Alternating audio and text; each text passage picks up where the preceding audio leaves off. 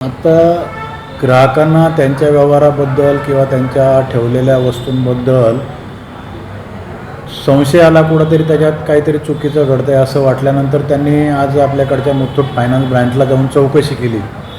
चौकशी केल्यानंतर तिथला स्टाफने त्यांना उडवडीची उत्तर दिली. त्यांना व्यवस्थित त्यांची माहिती देण्यात आली नाही. त्यामुळं तिथं एकच गोंधळ झाला आणि कंट्रोलला कॉल मिळाला. त्यानुसार आमचे पोलीस त्या ठिकाणी गेले आणि तिथं काही अनुचित प्रकार घडू नये म्हणून सगळ्या लोकांना पोलीस स्टेशनला तक्रारीसाठी आणलं.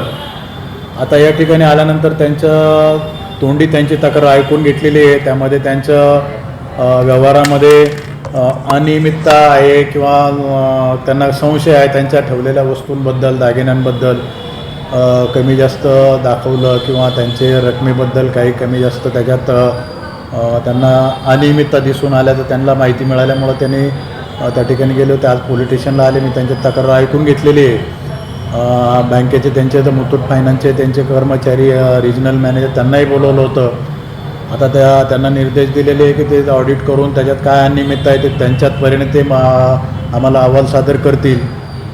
तसंच आता ही जी कस्टमर आहे जेवढी पोलीस स्टेशनला आली होती त्यांची आम्ही आता तक्रारी घेऊन एकत्र तक्रार त्यांची आणि वरिष्ठांच्या परवानगीने जी कायदेशीर असेल ती तक्रार रजिस्टर करून पुढील तपासात जे निष्पन्न होईल ते आपण तपास करू.